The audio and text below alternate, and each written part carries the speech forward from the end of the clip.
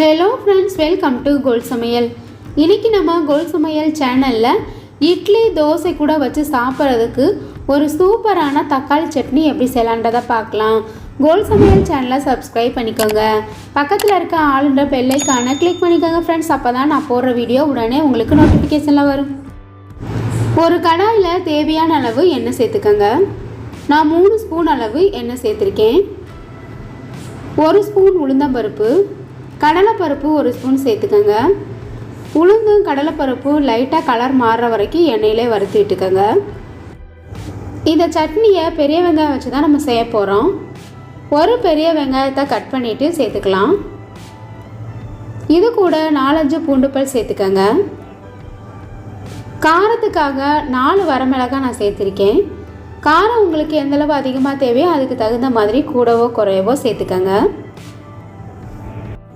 நம்ம சேர்த்துருக்க எல்லா பொருட்களையும் எண்ணெயிலே நல்லா வதக்கிக்கணும். அடுப்பை மீடியம் ஃப்ளேம்லேயே வச்சு வதக்கிக்கோங்க. ஈஸியான இந்த சட்னி ரெசிப்பியை நீங்களும் ஒரு தடவை ட்ரை பண்ணி பாருங்கள். சப்பாத்தி, தோசை, இட்லிக்கெலாம் வச்சு சாப்பிட்றதுக்கு ரொம்பவே டேஸ்ட்டாக இருக்கும். கோல் சமையல் சேனலை சப்ஸ்கிரைப் பண்ணிக்கோங்க ஃப்ரெண்ட்ஸ். வெங்காயம் லைட்டாக கலர் மாறினா போதும், அது வரைக்கும் எண்ணெயிலே வதக்கி விட்டுக்கோங்க. வெங்காயம் வதங்கினதுக்கு அப்புறமா இது கூட ஒரு சின்ன துண்டு புளி சேர்த்துக்கோங்க. தக்காளி சட்னிக்கு நல்ல பழமான 3 தக்காளி பழம் எடுத்திருக்கேன். இப்போ இதை பொடிசாக கட் பண்ணிவிட்டு எண்ணெயில் சேர்த்துடலாம். தேவையான அளவு உப்பு சேர்த்துக்கோங்க. தக்காளி எண்ணெயிலே நல்லா வதங்கணும்.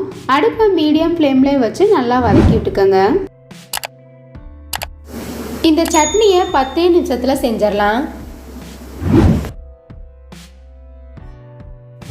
நம்ம சேர்த்துருந்த வெங்காயம், தக்காளி எல்லாம் நல்லா வதங்கிருச்சு. இது கூட 2 கொத்து கருவேப்பிலை சேர்த்துக்கோங்க. ஒரு கைப்பிடி அளவு கொத்தமல்லி சேர்த்துக்கலாம். இப்போ இது எல்லாத்தையுமே லைட்டாக வதக்கி விட்டுக்கோங்க. கருவேப்பிலை, கொத்தமல்லி ரொம்ப வதங்க வேணாம், லைட்டாக வதங்கினா போதும். இப்போ எல்லாமே நல்லா வதக்கியாச்சு.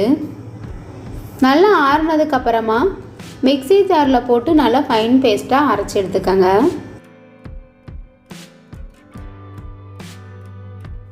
சட்னியை தாளிக்கிறதுக்கு ஒரு கடாயில் 2 ஸ்பூன் அளவு எண்ணெய் சேர்த்துக்கலாம்.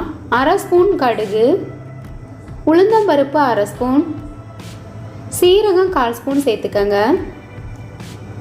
எல்லாம் நல்லா பொரிஞ்சதுக்கப்புறமா ஒரு கொத்து கருவேப்பிலை சேர்த்துக்கோங்க.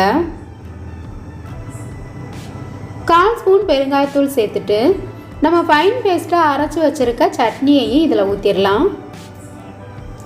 மிக்ஸி ஜாரை கழுவி கொஞ்சமாக தண்ணி சேர்த்துக்கோங்க. உப்பெல்லாம் சரியாக இருக்கான்னு செக் பண்ணிக்கலாம். தேவைப்பட்டால் உப்பு சேர்த்துக்கோங்க. லைட்டாக கொதி வந்துருச்சு, இப்போ இறக்கிடலாம். இதே மாதிரி தக்காளி சட்னியை நீங்களும் ஒரு தடவை ட்ரை பண்ணி பாருங்கள். இந்த வீடியோ உங்களுக்கு பிடிச்சிருந்தா கோல் சமையல் சேனலை சப்ஸ்கிரைப் பண்ணிக்கோங்க. லைக் பண்ணுங்கள், கமெண்ட் பண்ணுங்கள், ஷேர் பண்ணுங்கள். பக்கத்தில் இருக்க ஆளுன்ற பெல் ஐகானை கிளிக் பண்ணிக்கோங்க ஃப்ரெண்ட்ஸ். அப்போ தான் நான் போடுற வீடியோ உடனே உங்களுக்கு நோட்டிஃபிகேஷனில் வரும். Thank you friends.